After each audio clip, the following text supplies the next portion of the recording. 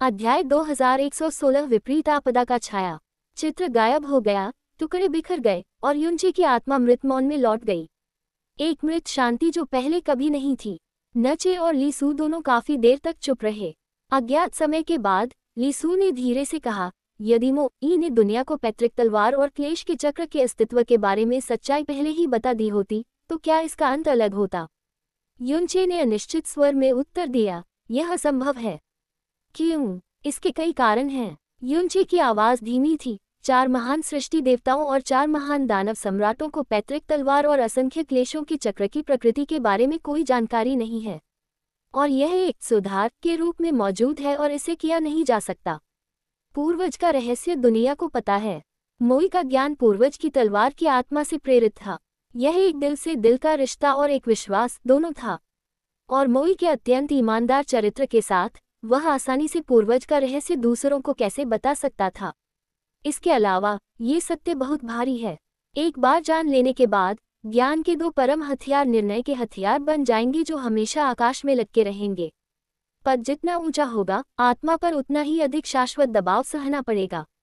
मुझे लगता है कि अगर मोई को दोबारा चुनने का मौका मिले तो ज्यादा संभावना यही होगी कि वह कभी न जानने का चुनाव करेगा। मैं और भी अधिक आश्वस्त हो गया हूं कि जब तक उसने स्वयं मोसू को रसातल में दफना नहीं दिया, तब तक उसने उसे सभी कारण बताने के बारे में कभी नहीं सोचा था। उद्धरण चिन्ह क्यों क्यों? लीसू ने वही 2 शब्द पूछे। युनची का आत्मा सागर हिंसक रूप से सिकुड़ गया और वह कुछ देर के लिए शांत हो गया, इससे पहले कि वह धीरे से कहता, मोई अपने बेटे से प्यार करता था। उसने उसे अपने हाथों से दफनाने का फैसला किया, लेकिन वह ये भी देखने के लिए दृढ़ था कि वह उसे अपने साथ ले जाए। भ्रम और पछतावे के बजाय बिना किसी पछतावे, दृढ़ता और दुख के मरना। किंग्यू की तरह जब तक वह रसातल में नहीं गिर जाती, वह केवल यही उम्मीद करती है कि मेरे मन में उसके लिए केवल शुद्ध घृणा होगी। उन्होंने ड्रैगन भगवान की प्राचीन पुस्तक में स्वर्ग संहारक भगवान सम्राट मो ई के बारे में अंतिम पैराग्राफ के बारे में सोचा। महल की छत पर सम्राट झूठियन ने आकाश की ओर देखा, अपनी आंखें बंद की और चल बसे। अंतिम दिव्य शब्द मोसू नाम थे। उस समय जब उन्होंने और कियाने यंगर ने ये रिकॉर्ड पढ़ा तो वे सदमे से भर गए, साथ ही उपहास और संदेह से भी। एक पिता होने के नाते वह कल्पना भी नहीं कर सकते थे कि किस तरह की परिस्थिति में कोई व्यक्ति अपने ही बच्चों को बेरहमी से मार सकता है। जब वह पहले ही अपने बच्चों को बेरहमी से मार चुका है तो उसे अपनी मृत्यु से पहले शोक क्यों करना चाहिए। यून चे ने मन ही मन बुदबुदाते हुए कहा, मुझे दुष्ट देवता ने विरासत में प्राप्त किया है और कुछ प्राचीन सत्य मेरे दिमाग में धीरे धीरे जोड़ दिए गए हैं। उद्धरण चिन्ह मेरे विचार से मूल झूठियन देव सम्राट एक सृजन देवता थे जो ईमानदार और लगभग मूर्ख थे। जानकारी के कई अंश और विभिन्न अभिलेख उन्हें सभी आपदाओं के स्रोत के रूप में इंगित करते हैं। यह उनका मनमाना, निर्दयी और निर्दयी स्वभाव था जिसने अंततः देवताओं और राक्षसों के युग के विनाश का कारण बना और क्रिम्सन आपदा को भी जन्म दिया जिसने वर्तमान युग को लगभग नष्ट कर दिया। दुष्ट देवता हमेशा मेरी समझ में एक रक्षक रहे हैं। उन्होंने अकेले ही देवताओं और राक्षसों के युग के अंत तक छोड़ी गई गंदगी को साफ कर दिया, शेष सभी आपदाओं को शांत कर दिया, चंद्र संहारक दानव भगवान और दुष्ट शिशु के असंख्य क्लेशों के चक्र को सील कर दिया और पीछे छोड़ दिया। उनकी विरासत और इच्छा के माध्यम से मैंने स्वर्ग को मारने वाले दानव सम्राट को रोक दिया और दुनिया को बचा लिया। स्वर्ग संहारक दानव सम्राट का मोई के प्रति क्रोध और घृणा ने भी स्वर्ग संहारक दिव्य सम्राट के प्रति मेरे नकारात्मक दृष्टिकोण को गहरा कर दिया। लेकिन युनचे की आवाज में थोड़ी उदासी थी। मैंने जिस दुष्ट देवता की परछाई देखी वह बहुत ही गंदा और पतित था। मैंने उस समय उससे पूछा था कि क्या वह मोई से नफरत करता है, और उसने जवाब दिया, वह योग्य नहीं है। नफरत ने मुझे बहुत लंबे समय तक उलझन में रखा है। सारे पाप मेरे हैं, उसके नहीं। तत्वों के निर्माता भगवान का पूर्व नाम त्याग का संकेत नहीं था, लेकिन मैं अब इसके योग्य नहीं था। मेरे बाद के एकांत का कारण निराशा का संकेत नहीं था, बल्कि एक संकेत था कि अब मेरे पास दुनिया का सामना करने का चेहरा नहीं था। यह मेरा पाप है जिसने इस दुनिया का निर्माण किया है। शुरुआत में जो शब्द उसे समझ में नहीं आ रहे थे उनके उत्तर अब स्पष्ट रूप से मिल गए थे। दुष्ट देवता मोई से नहीं बल्कि खुद से नफरत करता है। उसे लगता है कि अगर वह स्वर्ग दंडकारी दानव सम्राट के साथ एक न हुआ होता, अगर उसने मोसू को पुराने नियमों की बेड़ियों से मुक्त होने के लिए कदम दर कदम आगे नहीं बढ़ाया होता और उसे देवताओं और राक्षसों के बीच की दीवार को तोड़कर पान मिंग की बेटी से प्यार करने के लिए प्रोत्साहित नहीं किया होता, तो आगे कुछ नहीं होता। उसे लगता है कि उसने स्वर्गदंडकारी दानव सम्राट, उनकी बेटी मोसू और मोई को नुकसान पहुंचाया और अंततः देवताओं और राक्षसों के युग का अंत कर दिया। उद्धरण चिन्ह। और स्वर्ग हत्यारे देव सम्राट मो ए भी खुद से नफरत करते हैं। स्वर्ग हत्यारे पैतृक तलवार ने इतिहास में कुल 3 तलवारें चलाई हैं और ये 3 प्राचीन और अद्वितीय तलवारें। उसने पहली बार अपने बेटे पर तलवार चलाई जिससे पारिवारिक संबंध टूट गए। दूसरी तलवार स्वर्ग नाशक दानव सम्राट पर चली जिससे मित्रता टूट गई। तीसरी तलवार दुष्ट देवता पर चलाई गई प्रतीत हुई, लेकिन वास्तव में वह मुझ पर चलाई गई थी जिससे मेरा शेष जीवन समाप्त हो गया। यून चे ने एक लंबी आह भरी। मो ए ने देवताओं और राक्षसों की दुनिया में संतुलन की आधारशिला बनाए रखने के लिए खुद को बलिदान कर दिया। निशुवान की मृत्यु तक वह हमेशा भविष्य की पीढ़ियों की सुरक्षा के बारे में सोचता रहा। लेकिन उनका जीवन ऐसा क्यों है? अंत क्या सही है और क्या गलत है? क्या सत्य है और क्या झूठ है? ऐसा क्यों है कि जितना अधिक हम जानते हैं उतना ही कम हम स्पष्ट रूप से देख पाते हैं कि क्या सही है और क्या गलत? तो अब मैं जो कुछ भी कर रहा हूँ, जो मैं हमेशा सही या गलत समझता था, क्या वह सचमुच वही है जो मैं सही या गलत समझता था? क्या वही सच है जो मैं सोचता हूँ, या ये सिर्फ भ्रम का बुलबुला है? यहाँ तक कि दुष्ट देवता और सम्राट झूठियन भी ऐसे ही हैं। तो क्या मेरी तथाकथित अधिक दृढ़ता वास्तव में उस दिशा की ओर इशारा करती है जो मैं सोचता हूँ? युनचे आय आत्माओं का समुद्र अचानक एक पवित्र प्रकाश से फूट पड़ा जो बहुत चकाचौंध था और अंततः उसकी अराजक आत्मा की उथल पुथल को शांत कर दिया। लीसू की धुंधली आकृति युनचे के आत्मा सागर में एक पवित्र सफेद प्रकाश के साथ प्रकट हुई, जिससे एक ऐसी गर्मी निकली जो दुनिया की सभी आत्माओं को गर्म कर सकती थी। उसकी कोमल आवाज उसके आत्मिक सागर के केंद्र से धीरे धीरे उसकी आत्मा के हर तार में उतर गई। आपने एक बार कहा था कि इस दुनिया में शायद कोई वास्तविक सही और गलत, अच्छाई और बुराई नहीं है। सही और गलत, अच्छाई और बुराई पर अड़े रहने से ज्यादा महत्वपूर्ण है अपनी स्थिति पर अड़े रहना। युनचे एक पहले तो मैं आपकी बातें समझ नहीं पाया, क्योंकि मेरे संज्ञान में सही और गलत, अच्छाई और बुराई की सीमाएं बहुत स्पष्ट हैं। जब तक कि मैंने तुम्हें बार बार रे कर्म करते नहीं देखा और बार बार तुम्हारी आत्मा की पीड़ा को महसूस नहीं किया। यदि अच्छे विचार नहीं होंगे तो बुरे कर्मों के कारण आत्मा क्यों मरेगी? यदि हृदय अच्छा है तो बुराई की खाई में कदम रखना क्यों नहीं छोड़ते? उसकी आवाज धीमी और धीमी होती गई, मानो हवा बादलों को उड़ा रही हो, सुबह की रोशनी उसको गाढ़ा कर रही हो। मेरा ज्ञान अधूरा है और मेरे विचार हमेशा उतने ही धीमे हैं जितना आपने कहा था। लेकिन इतने वर्षों में मैंने आपके द्वारा किए गए हर काम को देखा है और हर पल आपकी आत्मा के उतार चढ़ाव को महसूस किया है, और मैंने धीरे धीरे आपकी बात समझ ली है। आपका पद, आपकी दृढ़ता और वह सब कुछ जिसकी आपको रक्षा करनी है, आपकी नज़र में सही और गलत, अच्छाई और बुराई की अवधारणाओं से परे है, यहाँ तक कि आपके अपने अस्तित्व से भी आगे निकल गया है। इसलिए भले ही आपका हर कदम आत्मा को छेदने वाले कांटों पर हो, आप कभी न हिचकिचाएं और न ही कभी रुकें। उद्धरण चिन्ह। जब वह पहली बार रसातल में प्रवेश करती थी तो वह सवाल पूछती और आहें भरती रहती थी और बार बार हैरान और असहाय हो जाती थी। बाद में वह हमेशा चुपचाप देखती रहती थी, याद दिलाती थी, दिलासा देती थी और कभी कभी ऐसे सुझाव देती थी जिन्हें कभी नहीं अपनाया जाएगा। मैंने भी धीरे धीरे इसे पहचान लिया है और स्वीकार कर लिया है, तो फिर आपको अपनी दृढ़ता पर सवाल क्यों उठाना है? आत्मा सागर काफी देर तक शांत रहा। उसके बाद युनचे की अजीब सी आवाज गूंजी, मुझे पहले नहीं पता था कि आप लोगों को सांत्वना देने में काफी अच्छे हैं। उद्धरण चिन्ह। लीसू ने अनिश्चितता से कहा, क्या ये तारीफ है? युनचे मुस्कुराया, उसका स्वर बहुत स्वाभाविक था। चिंता मत करो, मैंने बहुत सी बुरी चीजों का अनुभव किया है। मेरी इच्छा शक्ति उतनी कमजोर नहीं है जितना आप सोचते हैं। मैं अभी थोड़ा भ्रमित था। वास्तव में ये निश्चित रूप से थोड़ा नहीं था। एक सृष्टिकर्ता ईश्वर जो पवित्रता और सर्वोच्च अच्छाई का प्रतीक है, क्या वह वास्तव में इस बात से सहमत है कि उसकी स्थिति अच्छाई और बुराई से परे है? अगर उस समय आपके अनुयायियों को ये पता होता तो मुझे डर है कि उनका विश्वास टूट जाता।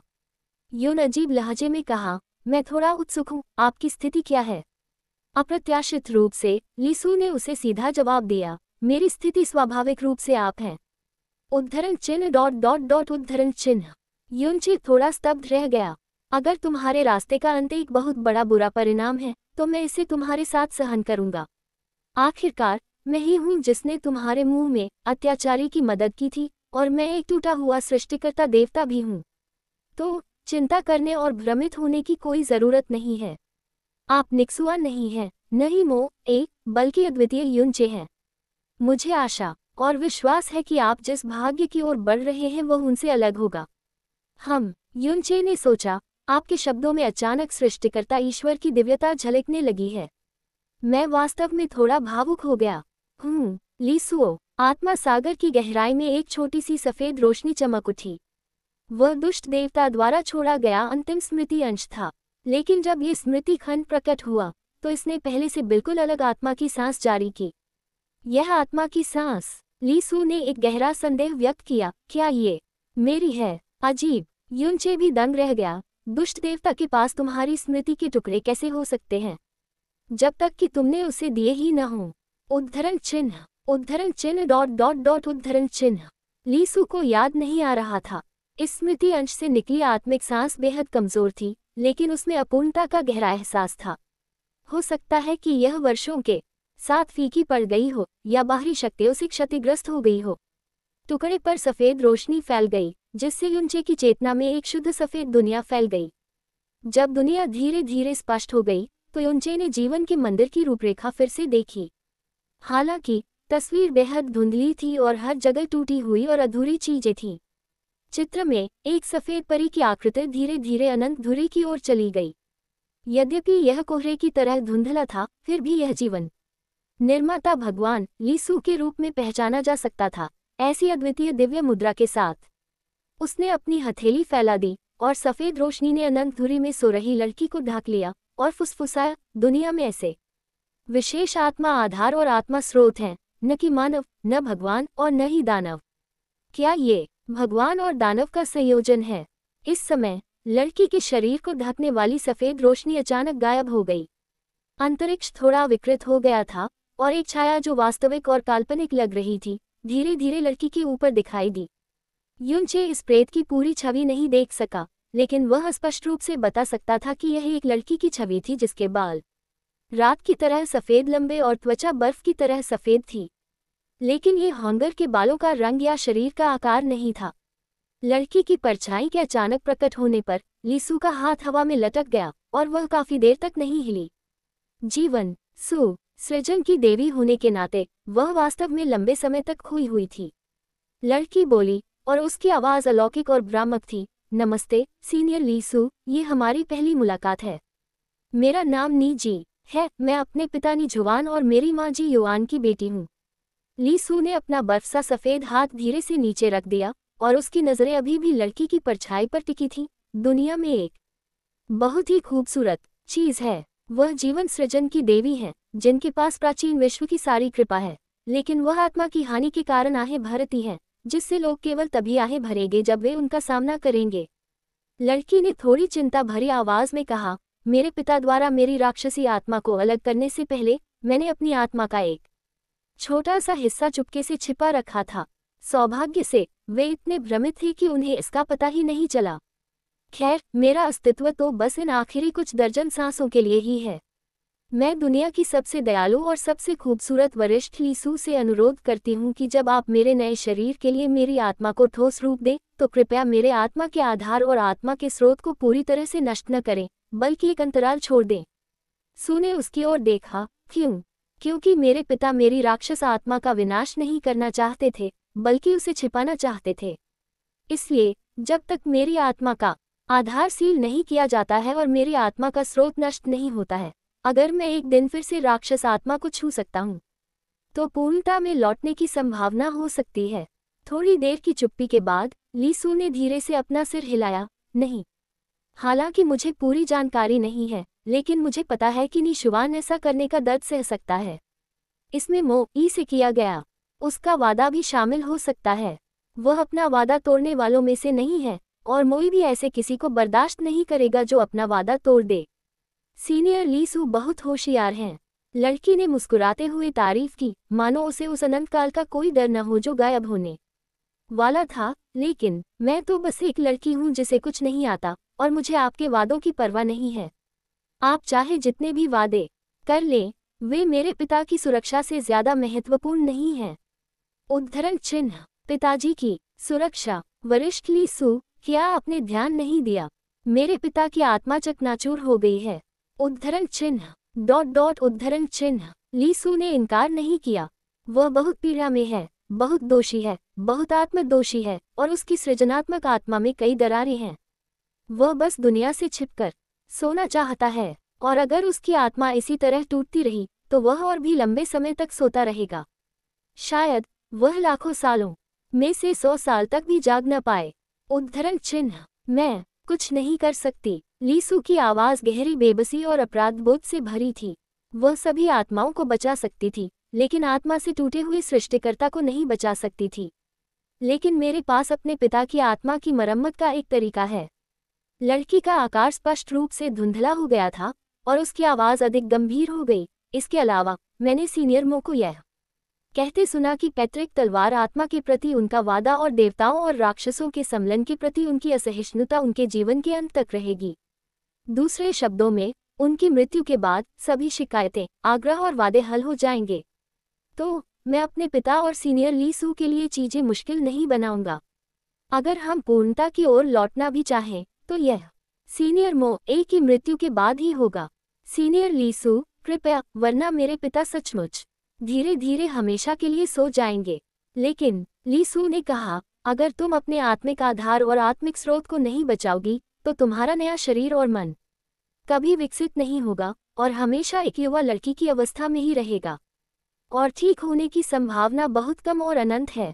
ऐसे में क्या तुम अब भी जिद करना चाहती हो? हाँ, लड़की ने बिना किसी हिचकिचाहट के जवाब दिया। मैं अपने पिता को इतना दुखी नहीं रहने दे सकती। अगर थोड़ी बहुत भी उम्मीद हो तो मुझे उन्हें बचाना ही होगा। एक बेटी होने के नाते मुझे यही करना होगा, वरना जब मेरी माँ वापस आएंगी तो बहुत दुखी होंगी। माँ, वापस आओ। ली सू ने लड़की की अपनी माँ की बेटी के रूप में वापसी की कल्पना को सही नहीं ठहराया। लड़की की आकृति कमजोर हो गई, केवल हल्की धुंध की एक परत रह गई। वरिष्ठ ली सू, कृपया सहमत हो जाए। बदले में मैं वरिष्ठ ली सू को एक बड़ा राज बता सकता हूँ। जब मेरे पिता वरिष्ठ मो ए से लड़ रहे थे तब मुझे पता चला कि मैं मार सकता हूँ। लड़की की आवाज के साथ उसकी परछाई अचानक गायब हो गई। ली सूओ को लंबे समय तक स्तब्ध छोड़ दिया। अध्याय 2117 टूटा हुआ भाग। एक विकृत और धुंधली तस्वीर पानी की लहरों की तरह चुपचाप बदल गई, लेकिन वह अभी भी जीवन के मंदिर में थी। मास्टर, वह कौन है? कितनी प्यारी है। उसने क्रिस्टल में शांति से सो रही लड़की को देखा और आश्चर्य से बोली। नची की आत्मा अचानक धड़क उठी। यद्यपि चित्र और ध्वनि बुरी तरह से फटी हुई और धुंधली थी, फिर भी युंची तुरंत पहचान सकता था कि यह शेन शी की आकृति और शेन शी की आवाज थी। हालांकि इस आवाज में एक लड़की की चपलता थी, न कि उस धुंधले धुएं जैसी जिससे वह परिचित था। ली सू ने धीरे से कहा, वह भविष्य में मेरी दत्तक पुत्री और आपकी बहुत अच्छी दोस्त होगी। हालांकि मुझे अभी तक उसका नाम रखने का समय नहीं मिला है। उद्धरण चिन्ह। जहां तक नाम की बात है, शेन शी ने कुछ देर सोचा और मजाकिया लहजे में कहा, आज पवित्र बगीचे में सभी मूंगे के फूल पूरी तरह खिले हुए हैं। वे वाकई बहुत खूबसूरत हैं, मानो वे उसके आगमन का स्वागत कर रहे हों। तो चलो उसे लिली कहते हैं। ठीक है। सू मुस्कुराए और थोड़ा सिर हिलाया। ठीक है।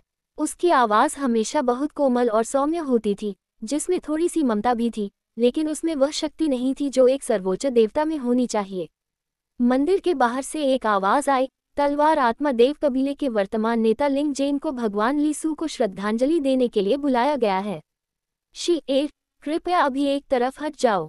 हाँ मास्टर। एक लंबा आदमी, जो धुंधली यादों में भी अपनी धार्मिकता नहीं छिपा पा रहा था, तेजी से अंदर आया और झुककर बोला, छोटे भगवान जेन, मैं भगवान ली सू को अपना सम्मान देना चाहता हूँ। मुझे नहीं पता कि भगवान ली सू ने मुझे किस आदेश पर बुलाया है।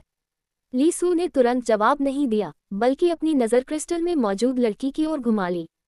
लिंगजे ने उसकी निगाह का अनुसरण किया और अचानक चिल्लाया, अनंत धुरी। उद्धरण चिन्ह। छोटे देवता को याद आता है कि अनंत धुरी मास्टर शीके ने मास्टर नी हुआन को दी थी। इसमें अनंत शक्ति समाहित है। एलिमेंटल गॉड टॉवर के धुरी आधार के रूप में यह एलिमेंटल गॉड टॉवर को अनंत काल तक खड़ा रहने में मदद कर सकता है। ये यहाँ क्यों दिखाई देता है? और इसमें एक लड़की है। उसने बोलना बंद कर दिया और बकवास करने की हिम्मत नहीं की।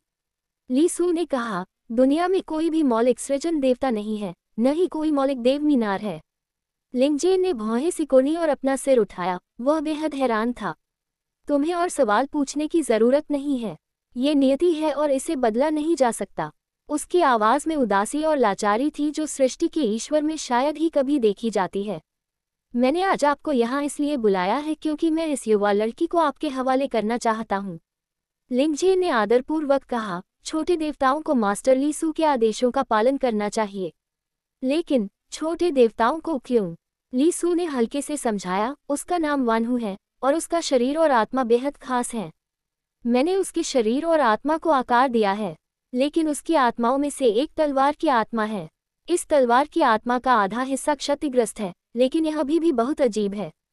मैंने इसे ठीक करने के लिए प्रकाश की पवित्र शक्ति का उपयोग किया, लेकिन कोई बात नहीं, मैं इसे शरीर के साथ फिट नहीं कर सका। उद्धरण चिन्ह। कबीले के नेता लिंगजेन, उस समय आपकी छोटी बेटी सियाओ दुर्भाग्य से पीड़ित थी और युवावस्था में ही उसकी मृत्यु हो गई थी। उसकी स्मृति को जीवित रखने के लिए आपने उसकी तलवार की आत्मा को संरक्षित किया। मुझे आशा है कि आप सियाओ की तलवार की आत्मा को उसकी आत्मा के साथ मिला सकते हैं और इसे एक मार्गदर्शक के रूप में उपयोग कर सकते हैं, ताकि नई तलवार की आत्मा उसके शरीर के साथ तालमेल बिठा सके। जब वह जागेगी तो वह आपकी बेटी होगी। लिंगजेन की आंखें फड़क उठी और वह अचानक भारी होकर घुटनों के बल बैठ गया और कांपती आवाज में बोला, मैं लिंगजेन मास्टर ली सू के पवित्र भाग्य के लिए मरने को तैयार हूँ, भले ही मुझे मरना पड़े। लेकिन छोटी लड़की सियाओ का एक दुखद भाग्य है और उसके पिता के रूप में मैं उसका पूरा जीवन ऋणी हूँ और हर बार जब मैं इसे याद करता हूँ तो मुझे दर्द होता है। और उसकी तलवार आत्मा दुनिया में उसकी आखिरी याद है। केवल यही मामला सियाओ से संबंधित है। मैं भगवान ली सू से पवित्र आदेश वापस लेने की प्रार्थना करता हूँ। सू ने धीरे से कहा, वह नी हुआन की बेटी है। लिंगजेन की आवाज अचानक रुक गई। उसने नजरें घुमाकर अनंत केंद्र में बैठी लड़की को देखा। उसने अचानक अपना सिर हिलाया और दृढ़ता से कहा, मैं तलवार आत्मा कुल भगवान नी हुआन की दया का ऋण कभी नहीं चुका पाऊंगा।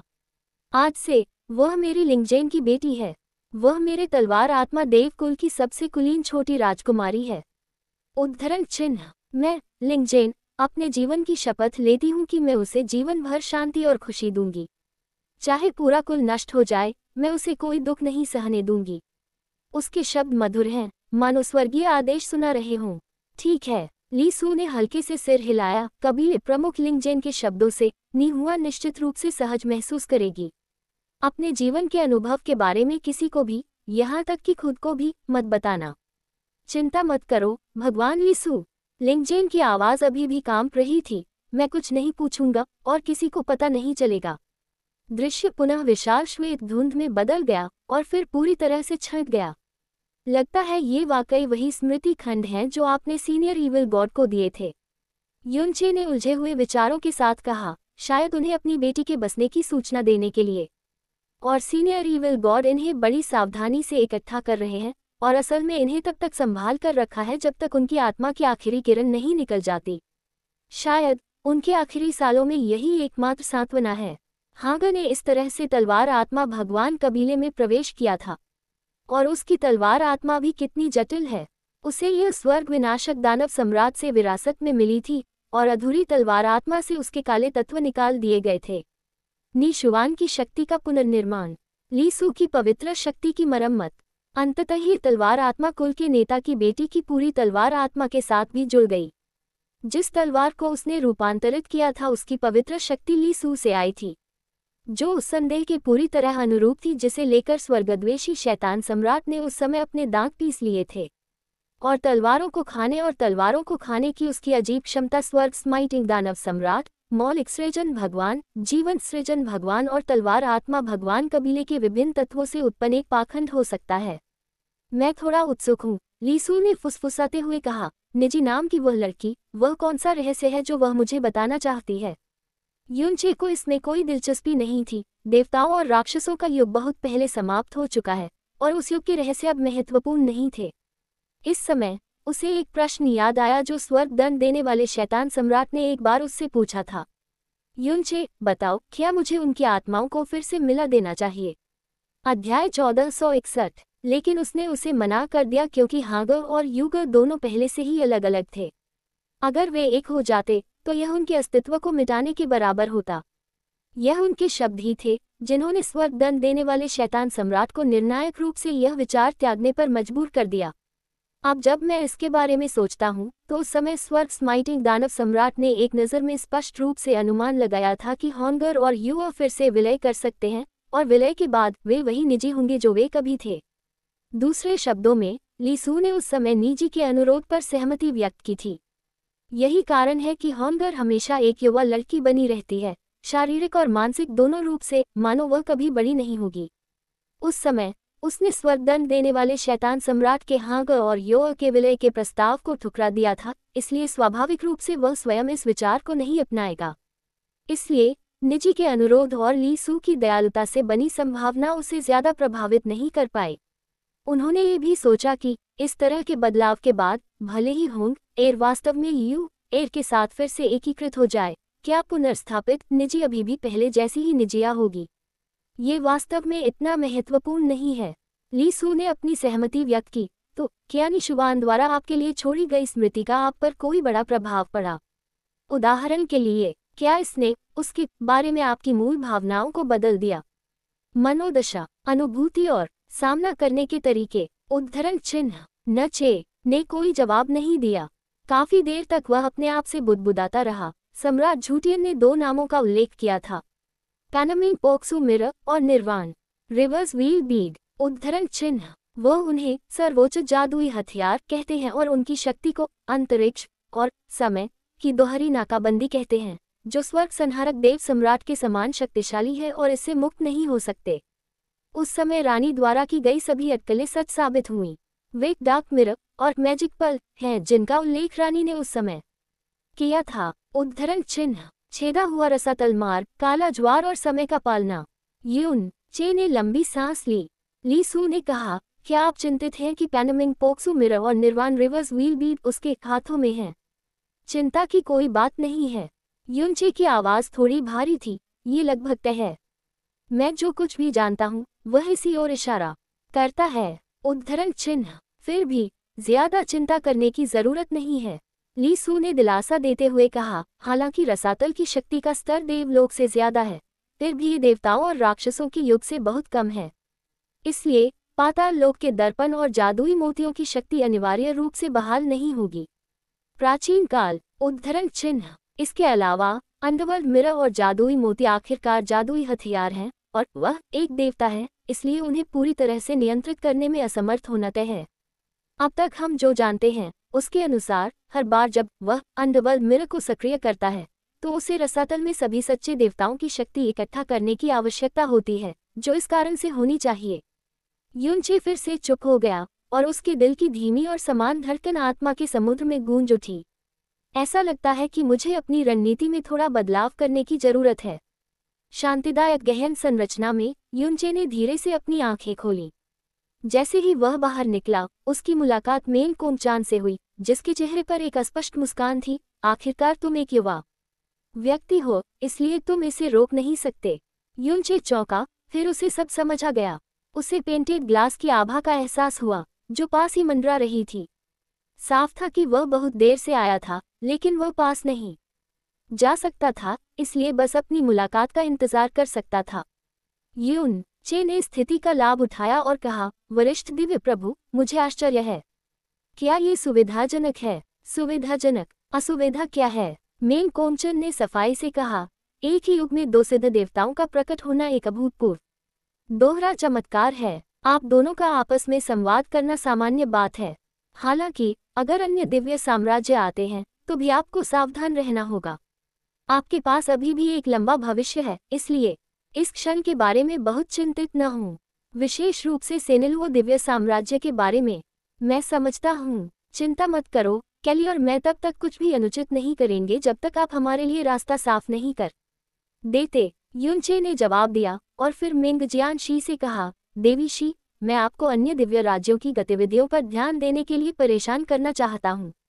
यदि अन्य दिव्य राज्य आते हैं तो मुझे आशा है कि मैं आपको आत्मा की आवाज़ के माध्यम से जल्द सूचित कर सकता हूँ। आंगन से बाहर निकलते हुए यूचे ने हुआ कैली के शरीर की एक झलक देखी। इस पवित्र और सुंदर भूमि में भी, जो रसातल के ब्रह्म के समान सुंदर है, उसका शरीर अभी भी हृदयस्पर्शी और आत्मा को झकझोर देने वाला है। हुआ कैली की खूबसूरत आंखें चमक उठी, उसकी मुस्कान खिल उठी, एक भव्य तलवार की रोशनी चमक उठी और वह एक सुंदर तरीके से यूनचे के सामने खड़ी हो गई। क्या तुम्हारे गॉडफादर सचमुच तुम्हें बाहर जाने देंगे? यूनचे ने मुस्कुराते हुए कहा। उनमें से कोई भी आगे नहीं बढ़ा और 3 कदम की दूरी बनाए रखकर खुद को रोक लिया। मैंने अंततः बाहर निकलने के लिए बहुत सारे वादे किए थे, और जब देवताओं के अन्य राज्य आएंगे तो मुझे वापस जाना होगा। हुआ कैली ने अपना असंतोष व्यक्त किया, लेकिन उसकी भौहें अभी भी टेढ़ी थीं। भाई यूं, जल्दी से मेरे साथ आओ, मैं तुम्हें किसी से मिलवाने ले चलूंगी। ओह ठीक है, चाची कहाँ हैं? चाची महान पुजारी से मिलने जा रही हैं। पवित्र भूमि में कोई खतरा नहीं होगा और वह मेरे पीछे नहीं आएंगी। वह यूनचे को अपने साथ ले गई और चेहरे पर मुस्कान लिए वह शुद्ध भूमि के उत्तर में सफेद भूमि की ओर उड़ गई। समय शुद्ध भूमि में प्रकाश के दायरे के बाहर की महिमा खाली थी। सेनिलो साम्राज्य का मुख्य रहस्यमय जहाज आ गया है। अध्याय 2118 टूटा हुआ भाग 2। शुद्ध भूमि विशाल और खाली, शुद्ध और शांत है, मानो वहां कभी धूल या गंदगी ही न हो। ये रसातल की दुनिया से पूरी तरह अलग एक और स्वतंत्र दुनिया की तरह है। यहाँ आने वाले हर व्यक्ति को सावधान और सतर्क रहना चाहिए, लेकिन रंगीन कांच रंगना तो एक अपवाद है। वह मुस्कुरा रही थी और शालीन थी और यहाँ की हर जगह से बेहद परिचित थी। यहाँ तक कि ज्यादातर रसातल के शूरवीर और शुद्ध भूमि के दिव्य रक्षक भी, जिनसे वह मिली, सीधे उनके नाम और उपाधियां पुकार सकते थे। जब एबिस नाइट्स और प्योरलैंड डिवाइन गार्ड्स उससे मिले तो सभी ने उसका आदरपूर्वक अभिवादन किया और कुछ ने तो उसे रोकने या पूछताछ करने के इरादे के बिना मुस्कुराकर भी अभिवादन किया। एक विशाल शून्य से गुजरते हुए हमारे सामने की दुनिया अचानक रंगीन हो गई। हजारों पेड़ और फूल दिखाई देने लगे, मानो हम एक परिलोक में फिर से एक परिलोक से मिल रहे हों। शुद्ध भूमि की तात्विक आभा पहले से ही अत्यंत समृद्ध है, लेकिन यहाँ ये कई गुना अधिक समृद्ध है, जिसमें अग्नि, गड़गड़ाहट और हवा मुख्य तत्व हैं। साथ ही यहाँ एक असामान्य और कुछ हद तक जगह से बाहर की ठंडी हवा भी है। हजारों पेड़ों के बीच कई छोटे छोटे घर हैं, जो बाहरी लोगों के लिए एक आश्रय स्थल की तरह हैं। ये दुख की बात है कि वहाँ पक्षी, जानवर और कीड़े मकोड़े नहीं हैं, जैसा कि होना चाहिए। क्या ये वह स्थान हो सकता है जहाँ अमर देवता और पुजारी रहते हैं? यूनचे ने आगे देखते हुए पूछा। हुआ कैली ने आश्चर्य से कहा, भाई यून बहुत अद्भुत हैं। मैं पहली बार शुद्ध भूमि पर आई हूँ, लेकिन उन्होंने तुरंत ही इसका अनुमान लगा लिया। उद्धरण चिन्ह। इस समय आगे का स्थान तरंगित हो गया और एक महिला आकृति फूलों और पेड़ों से बाहर निकली। उन दोनों को मुस्कुराते हुए देखा। छोटी कैली यहाँ है। महिला ने एक सादी सफेद पोशाक पहनी हुई थी, जिस पर हल्के गुलाबी रंग के पतझड़ के बेर के कुछ फूल बिखरे हुए थे। उसका रंग गोरा था, उसकी उम्र का अंदाजा लगाना मुश्किल था। उसके लंबे बाल एक साधारण टाई से बंधे थे, उसकी आंखें कोमल और स्थिर थीं, और उसके होठों पर एक हल्की सी मुस्कान थी, मानो वह एक नेकदिल आम आदमी हो जो लंबे समय से पहाड़ों में रह रहा हो और जिसे दुनियादारी की कोई परवाह न हो। यदि हम उसके भयानक अदृश्य आध्यात्मिक दबाव को एक तरफ रख दें। चाची सुशान, हुआ कैली ने प्यार से चिल्लाकर कहा और जल्दी से उसका अभिवादन करने आगे बढ़ी। जैसे ही वह पास आए, उसे ठंडी हवा का एहसास हुआ और उसकी आंखें अचानक सिकुड़ गईं। ये ठंडी हवा, क्या ये दादी लिंगजियान हो सकती है? हाँ, महिला ने हल्के से सिर हिलाया। मालिक को पता था कि आप निकट भविष्य में आएंगे और इस बारे में बात करते रहे, लेकिन दुर्भाग्य से पुरानी बीमारी अचानक फिर से उभर आई। उद्धरण चिन्ह। इस बिंदु पर वह न चे की ओर मुड़ी। ये कौन है? यून चे ने आगे बढ़कर सम्मानपूर्वक अभिवादन किया। ग्रीनवीवा दिव्य साम्राज्य से यूनचे ने वरिष्ठ सुशान से मुलाकात की है। हुआ कैली के द्वारा पुकारे गए शब्द आंटी सुशान सुनकर उसका दिल कांप उठा, क्योंकि यह रसातल के सर्वोच्च देवता का नाम है, जो शुद्ध भूमि के 4 सबसे शक्तिशाली दिव्य रक्षकों में से एक है और लिंगजियन पुजारी का करीबी दिव्य परिचारक है। इतने सादे कपड़ों और सुंदर रूप के साथ, जो कोई भी उसे देखता, वह कभी कल्पना भी नहीं कर सकता था कि वह इतनी भयावह हो सकती है। यूचे सुशांत दिव्य सेवक थोड़ा हैरान हुआ और फिर यह स्पष्ट हो गया। यह मिंगजियान युआन निकला, जो स्वप्न बुनकर साम्राज्य से बरामद हुआ पूर्व ईश्वर पुत्र था। जैसी कि उम्मीद थी, वह दिखने में उतना ही राजसी और असाधारण है जितना कि अफवाह थी। आपको और कई को छोड़ दें। कांच जैसा परिपूर्ण देवत्व केवल रूप के मामले में ही मिंग जियान शिलियांगडो से बेहतर है। उसके शब्द विशेष रूप से सीधे और स्पष्ट हैं, भले ही वह जो कहती है उसमें परमेश्वर के राज्य के परमेश्वर के पुत्र का समावेश हो। युनचे ने भावशून्य भाव से कहा, वरिष्ठ, आप बहुत प्रशंसात्मक हैं। मैं इस बार यहाँ यह आशा लेकर आया हूँ कि रंगीन कांच की देवी के परिचय के माध्यम से मैं लिंगजियन पुजारी के दिव्य स्वरूप को देखने का सौभाग्य प्राप्त करूंगा। सु शांग अभी भी हल्के से मुस्कुराया। मास्टर युआन इस बार अपनी इच्छा पूरी करने में असमर्थ हैं। मास्टर के लिए फिलहाल मेहमानों से मिलना सुविधाजनक नहीं है। कोई बात नहीं, कोई बात नहीं, हुआ कैली ने जल्दी से कहा, तो हम आपको परेशान नहीं करेंगे और बाद में दादी लिंगजियन से मिलने आएंगे। युनचे ने कोई हरकत नहीं की, बल्कि एक छोटा सा सेट बॉक्स आगे बढ़ाया। उस स्थिति में यह उपहार विशेष रूप से लिंगजियन पुजारी के लिए तैयार किया गया है, इससे पहले कि यह जूनियर शुद्ध भूमि में पहुंचे। कृपया इसे मेरे लिए स्वीकार करें, वरिष्ठ सु शांग। हुआ कैली आश्चर्यचकित दिखी, लेकिन उसने उम्मीद नहीं की थी कि युनचे वास्तव में एक उपहार तैयार करेगा। जरूरत नहीं है, सु शांग ने शांति से कहा। मास्टर, उसका दुनिया से कोई संपर्क नहीं है और वह अश्लील शिष्टाचार में शामिल नहीं है। मैं मास्टर युआन के शिष्टाचार को मास्टर तक पहुंचा दूंगा। हालांकि हुआ कैली ने हाथ बढ़ाकर युनचे के हाथ से जेड बॉक्स ले लिया और फिर इसे सीधे सुशांत दिव्य परिचारक के हाथों में रख दिया और चंचलता से कहा, चाची सुशांत, यह विशेष रूप से भाइयों द्वारा लिंगजियन सास के लिए तैयार किया गया एक उपहार है। इसका उपयोग किया जाना चाहिए। मैंने इसके बारे में बहुत सोचा है। दादी लिंगजियन बहुत कोमल है, उनके पास मना करने का दिल नहीं होगा, इसलिए बस दादी लिंगजियन को इसे स्वीकार करने में मदद करें। जेड बॉक्स को देखते हुए जिसे वह अपने हाथ में लेने के लिए मजबूर था, सुशांत ने अपना सिर हिलाया और मुस्कुराया, आधा असहाय और आधा स्नेह से भरा। ठीक है, तो मैं इसे मास्टर की ओर से स्वीकार करूंगा। कैली, यदि आपके पास खाली समय है तो आप मिस्टर युआन को लिंगजियन कयुन दायरे के आसपास के क्षेत्र में ले जा सकते हैं, लेकिन याद रखें कि इस जगह के बहुत करीब न जाएं। नहीं, अगर इससे दादी लिंगजियान को परेशानी हुई तो बहुत बुरा होगा। हुआ कैली यंगइंग ने झुककर कहा, चाची सुशांत, तब हम आपको परेशान नहीं करेंगे। हम अंकल युवान हुआन से मिलने के बाद दादी लिंगजियान से मिलने आएंगे। युनचे और हुआ कैली चले गए। दोनों को जाते हुए देखकर हुआ कैली के शब्दों और स्पष्ट रूप से असामान्य आंखों को याद करते हुए सुशांत शेंशी सोच में पड़ गए। जेड बॉक्स को हाथ में उठाकर उसने उसे सहजता से खोला।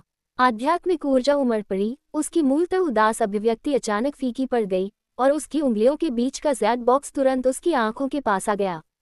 अचानक उसकी पुतलियों में एक गहरी लाल रोशनी चमक उठी, जो अत्यधिक उत्तेजना और अविश्वास के कारण तेजी से फैल गई।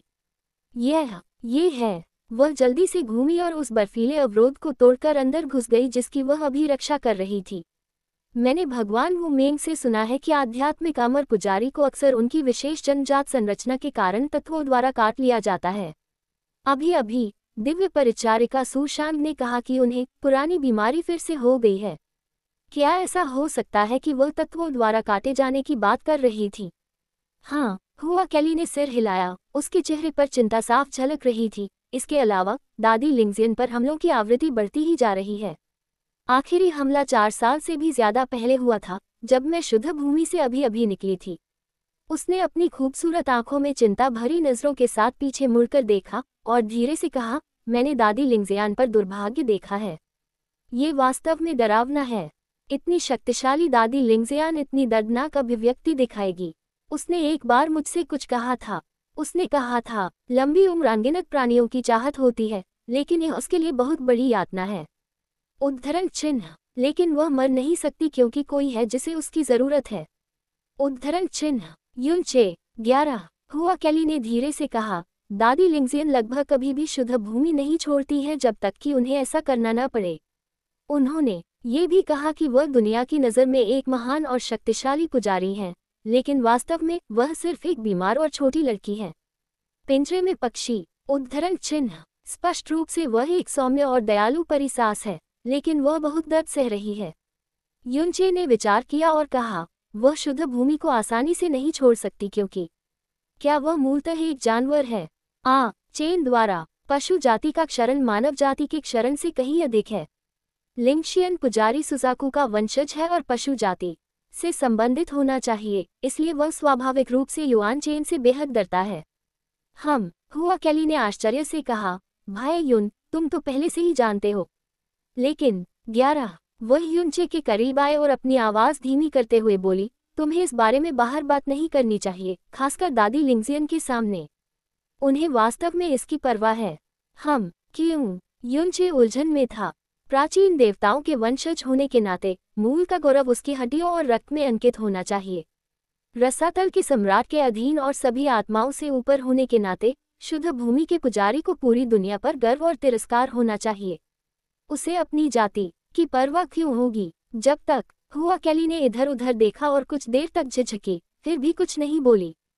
इसके बजाय उसने फुसफुसाते हुए कहा, पवित्र भूमि से जाने के बाद मैं तुम्हें धीरे से बताऊंगी, बस इतना ही। ठीक है। युनचे अचानक इस क्षण रुक गया।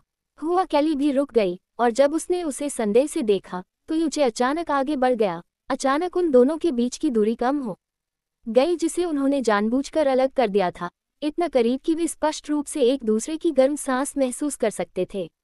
भाई युन, हुआ कैली की सांसें तेज हो गईं, लेकिन वह तर्कहीन रूप से पीछे हट गई।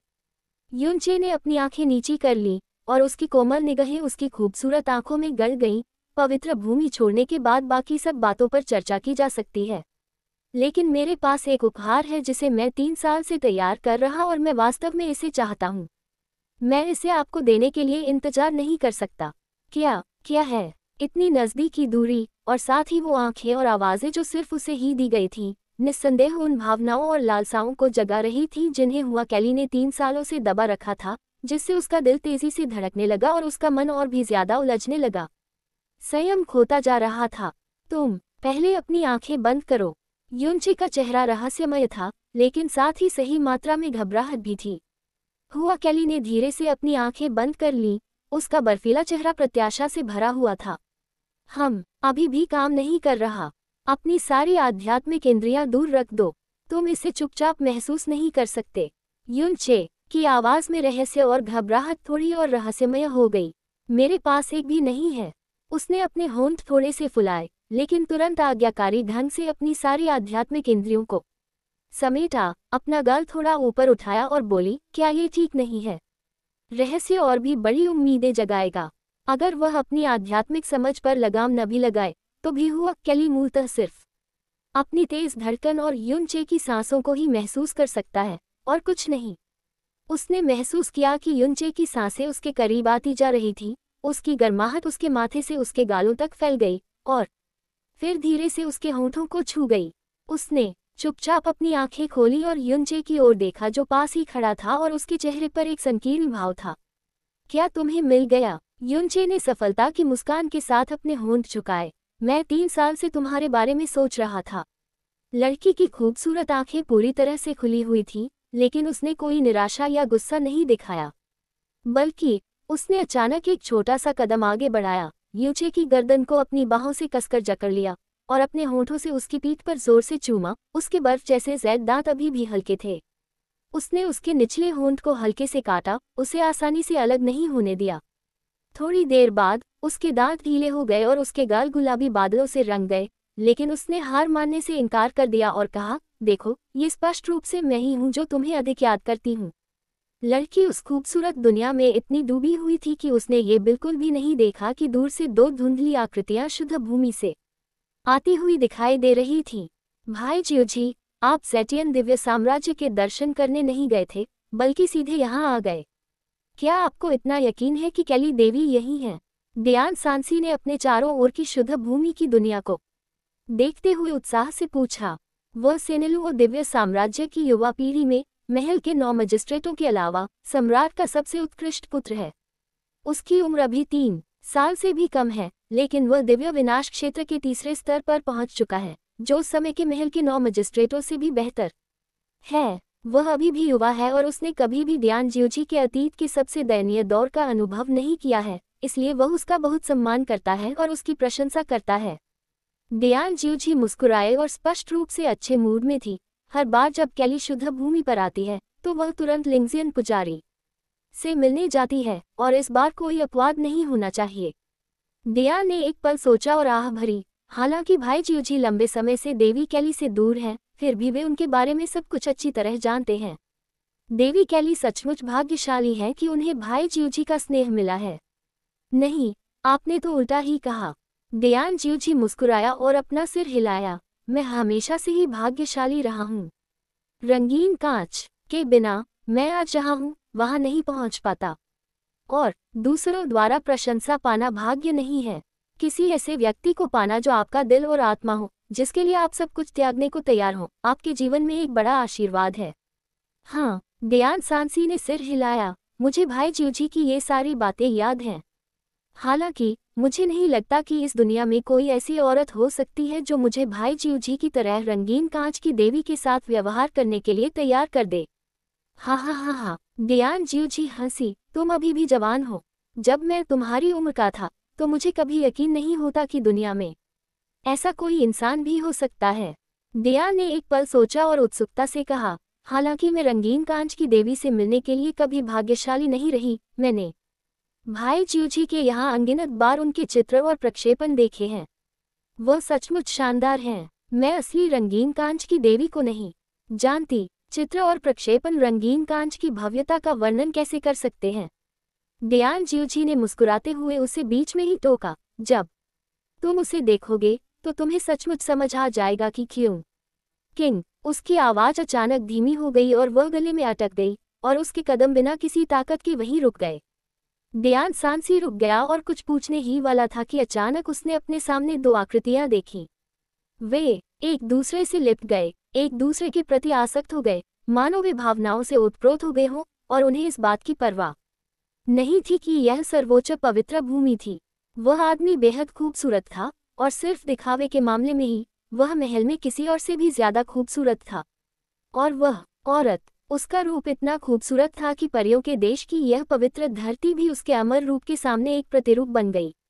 उसकी खूबसूरत आंखें सामने खड़े आदमी को घूर रही थीं, मानो दुनिया में केवल वही बचा हो और किसी और के लिए जगह नहीं हो सकती। डियान सांशियां की आंखें चौड़ी हो गईं और वह सदमे से भर गया, क्योंकि उस महिला का रूप साफ तौर पर नहीं, बिल्कुल असंभव। उसने जल्दी से डियान जियोजी की ओर देखा तो पाया कि उसका चेहरा सदमे से पीला पड़ गया था। उसके हाथ कांप रहे थे और उसका पूरा शरीर जोर जोर से कांप रहा था। उसकी आंखें, जो अभी अभी कोमल प्रकाश से भरी थीं, टुकड़े टुकड़े होने की हद तक कांप रही थीं, और तेजी से फैली हुई पुतलियां लगभग पूरी आंख की पुतली को ढांक रही थीं। जियो, भाई जियोजी। डियान सांसी का गला अचानक थोड़ा अकड़ गया। ये धीमी चीख मानो डियान जियोजी को उस दुर्स्वप्न से बाहर खींच रही थी जिसमें वह अचानक गिर गया था। उसकी आंखें धीरे धीरे दूसरी ओर मुड़ गईं, और फिर उसने अपनी आंखें बंद कर लीं। जब उसने आंखें खोलीं, तब भी वह दर्द से कांप रहा था। भले ही उसने अपनी आंखें कसकर भींच ली हों, फिर भी उसके हाथ उसकी आत्मा की गहराई से कांपने को दबा नहीं पा रहे थे। चलो, चलते हैं। उसने आवाज तो निकाली, पर उसकी आवाज इतनी रूखी और कर्कश थी। उसकी नज़र, जो कसकर पीछे खींच ली गई थी, अब उस दिशा में देखने की हिम्मत नहीं कर रही थी जिस दिशा में अभी अभी थी। भाई जियोजी। डियान ने 2 बार सोचा और उसका कांपता हुआ हाथ पकड़ने के लिए आगे बढ़ा। वह व्यक्ति, क्या यह वास्तव में हो सकता है? उद्धरण चिन्ह ... चलो चलें, डियान जियोजी ने कर्कश आवाज में कहा, लेकिन फिर भी बहुत धीमी, ताकि वह दूर खड़ी आकृति को परेशान न करे। हालांकि उसका दिल और आत्मा पहले से ही दर्द में थे। इस समय डियान सांसी चाहकर भी खुद को धोखा नहीं दे पा रहा था। उसकी भौहें सिकुड़ गईं और वह गुस्से से भर गया। ये कैसे अनुचित हो सकता है? ये कैसे अनुचित हो सकता है? भाई जियोजी का उससे इतना गहरा प्यार व्यर्थ है, और सम्राट युआन ने भी व्यक्तिगत रूप से विवाह का अनुबंध किया है, फिर उसकी हिम्मत कैसे हुई? भाई जियोजी के साथ ऐसा व्यवहार करने की उसकी हिम्मत कैसे हुई? नहीं, अवश्य। एक हाथ उसके कंधे पर दबा हुआ था, जिससे उसका गुस्सा और उफनती सांसें दब गई थीं। तुम मेरी बात नहीं सुनोगे?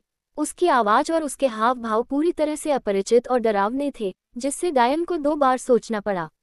जो कुछ तुमने अभी देखा उसे भूल जाओ। इसके बारे में किसी को मत बताना, खासकर पिता परमेश्वर। क्या तुम मेरी बात सुन रहे हो? डियान सांसी उसके चेहरे के भावों को घूरता रहा, जो अभी भी विकृत थे, हालांकि वह उन्हें नियंत्रित करने की पूरी कोशिश कर रहा था।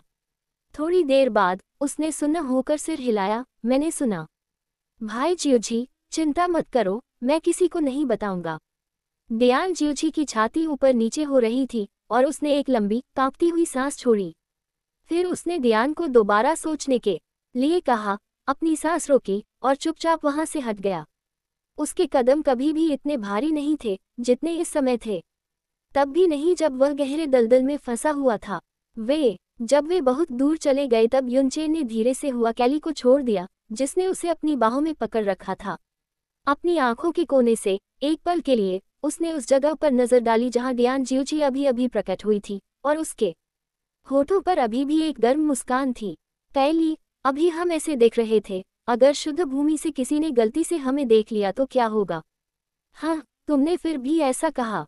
उद्धरण चिन्ह। रंगीन कांच से रंगी ज़ैद उंगलियों ने यूचे की हथेली पर कई वृत्त बनाए, और फिर उसने अनिच्छा से जाने दिया, और फिर 3 कदम दूर अलग हो गया। दादी लिंगजियन की परिलोक सबसे शांत और सुंदर जगह है, और वहाँ कोई दिव्य रक्षक तैनात नहीं होगा। मुझे किसी के इसे देखने का डर नहीं है। हालांकि अन्य स्थानों पर गड़बड़ न करना बेहतर है, अन्यथा मुझे डर है कि यह वास्तव में गॉडफादर और लॉर्ड वुमेन की व्यवस्था को बाधित कर देगा। हाँ, मैं समझ गया। युनचे ने गंभीर चेहरे के साथ तुरंत जवाब दिया, मैं आपसे कम से कम 3 कदम दूर रहने का वादा करता हूँ। चलो, मैं तुम्हें दूसरी जगह ले चलता हूँ।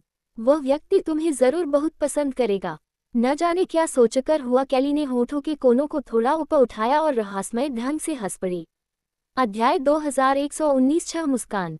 शुद्ध भूमि के ऊपर ताराचंद्र राज्य भी आ गया है। स्टार मून किंगडम के रैंकों में पान बुवान की उपस्थिति असंगत लग रही थी।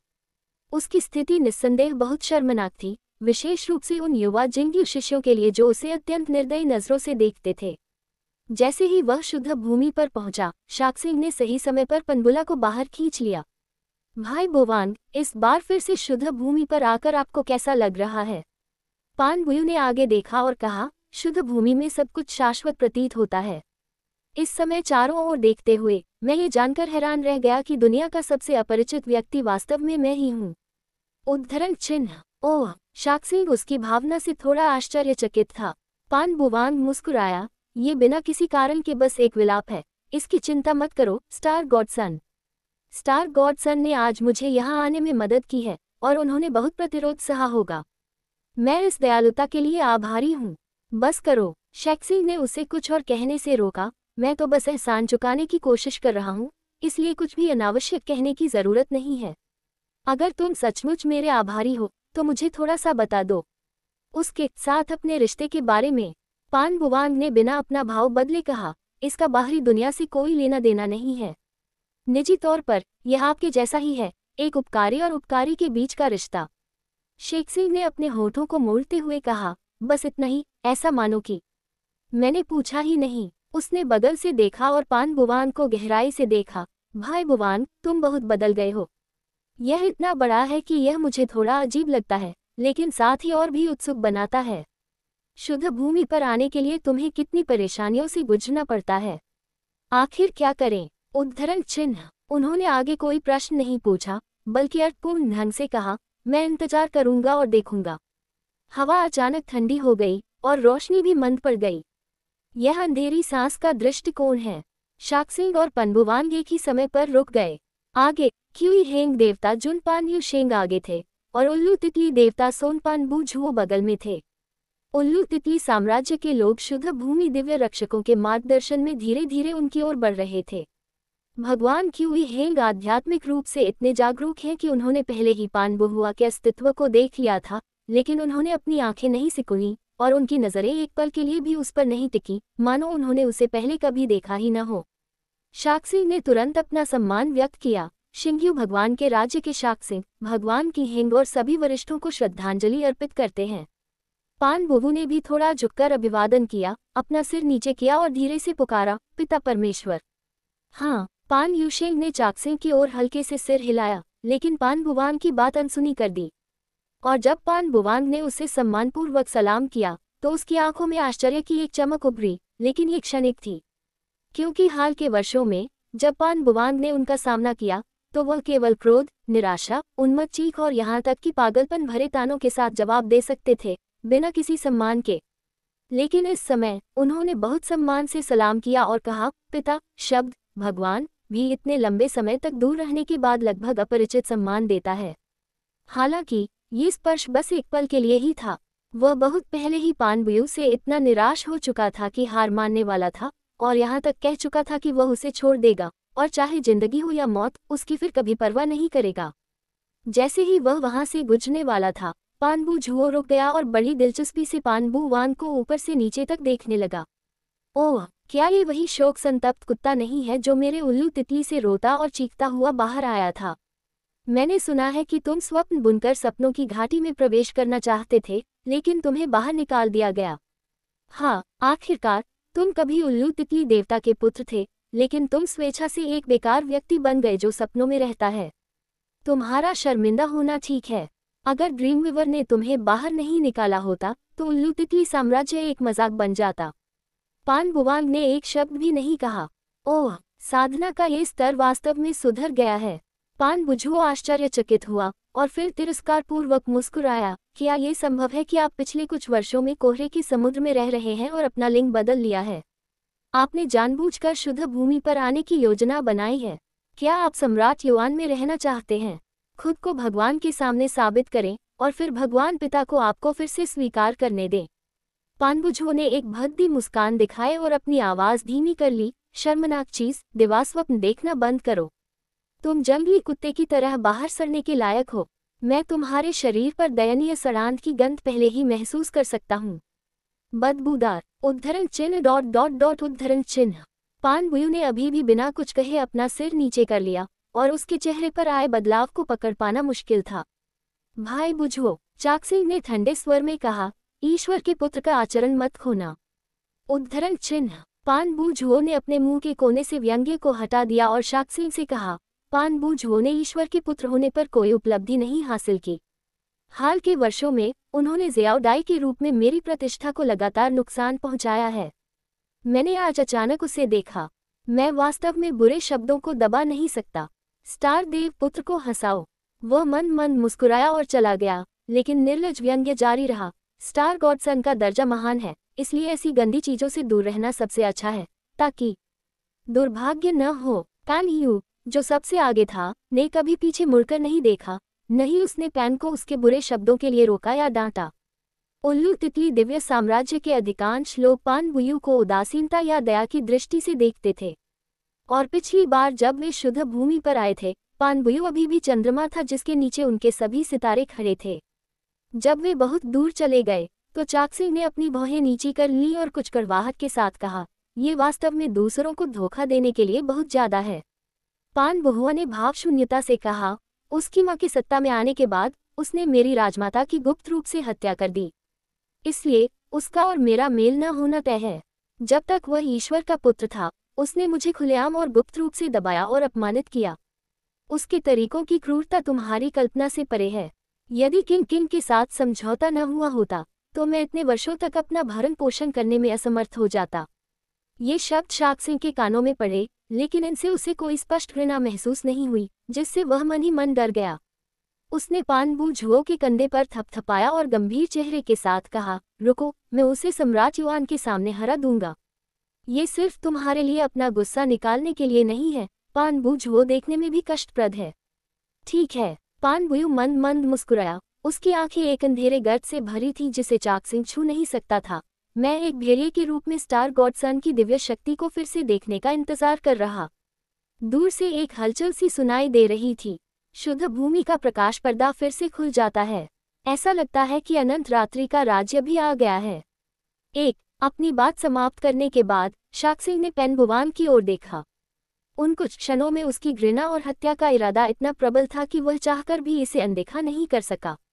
पानबुझुओ के बेतहाशा तानों और उकसावों के आगे वह बिल्कुल भी विचलित नहीं हुआ। अब अनंत रात्रि शब्द सुनते ही उसकी हत्या की मंशा तुरंत बेकाबू हो गई। शाकसिंग ने दूर तक देखा और उम्मीद से कहा, अनंत रात्रि साम्राज्य की नई देवी हुई आखिरकार अपना असली रूप देख सकती है। अनंत रात्रि साम्राज्य ने उसे बहुत अच्छी तरह से छिपा रखा है, लेकिन उसे जाने मत दो। लोग बहुत निराश हैं। धमाका। जैसे ही युनचे और हुआ कैली पास पहुंचे, उन्होंने आगे पत्थर के घर से गर्जना सुनी। और फिर पत्थर के घर के दरवाजों और खिड़कियों से काले धुएं की धाराएं निकली, जो शुद्ध भूमि के शुद्ध सफेद स्वर के नीचे विशेष रूप से आंखों को लुभाने वाली लग रही थी। नहीं, गर्मी गलत है, तुम रास्ते में हो, हट जाओ, हट जाओ। एक युवक काले धुएं के साथ पत्थर के घर से बाहर निकला। जब उसने रंगे हुए रंगीन शीशे को देखा तो मुस्कुराया और बोला, ये छोटा रंगीन शीशा है। उद्धरण चिन्ह। बोलते समय उसने सिगरेट की राख को अपनी आस्तीन पर बड़ी शालीनता से झाड़ा। चाचा युवानेयिंग, हुआ कैली ने विनम्रता से अभिवादन किया और फिर जल्दी से परिचय कराया, ये भाई यून है, स्वप्न बुनकर साम्राज्य के पूर्व दिव्य पुत्र। इनका पूर्व नाम था, ओह, मैं मेंग जियान युआन के बारे में बहुत समय से सुन रहा हूँ। दिव्य सेवक युआन यंग ने मुस्कुराते हुए कहा, मनुष्यों और जानवरों के लिए हानिरहित लग रहा था, प्रतिभा के मामले में जियो कैली जितना छोटा, एक आदर्श देवत्व। ओह, यहाँ तक कि रूप भी।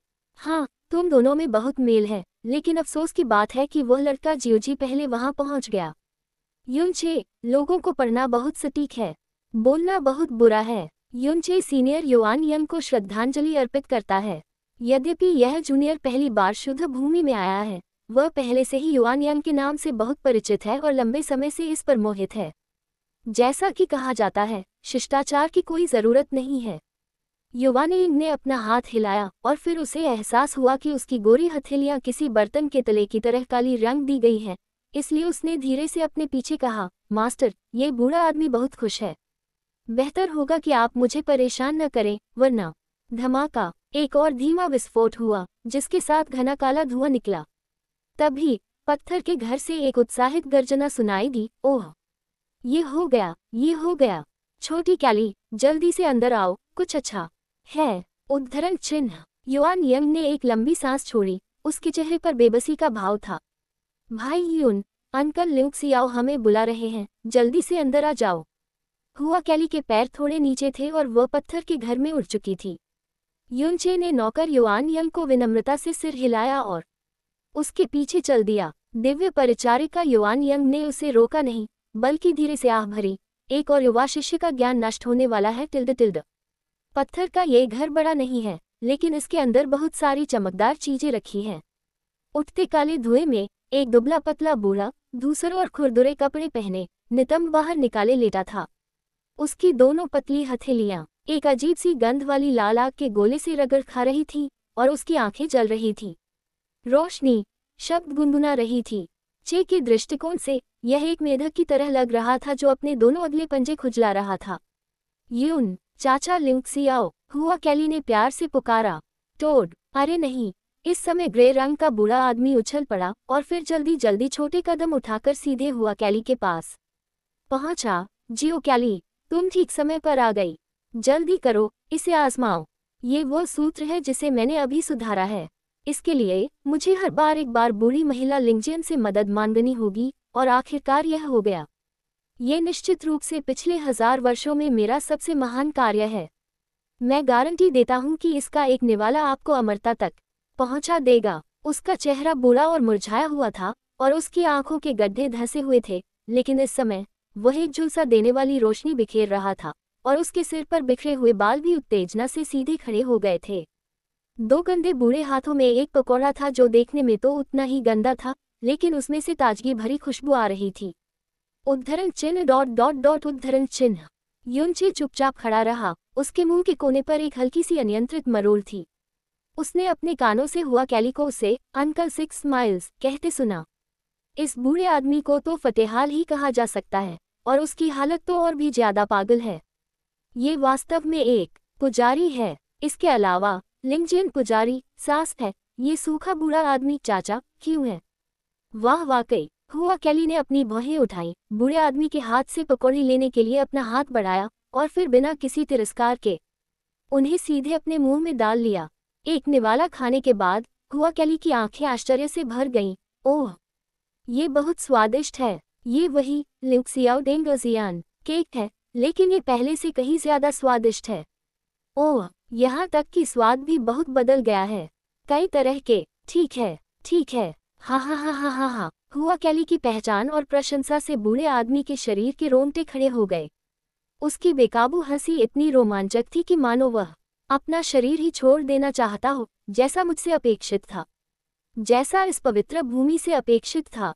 अरे नहीं, नहीं, नहीं, ये रसातल, सबसे अच्छा रसोइया। अरे वैसे अब से इसका नाम बदलकर 6 माइल्स फ्लाइंग फेरी केक रखा जाएगा। चाहे वो असली हो या नकली, अगर मैं उसे खाऊंगी तो वो मेरे लिए उड़ेगी। हा हा हा हा हा।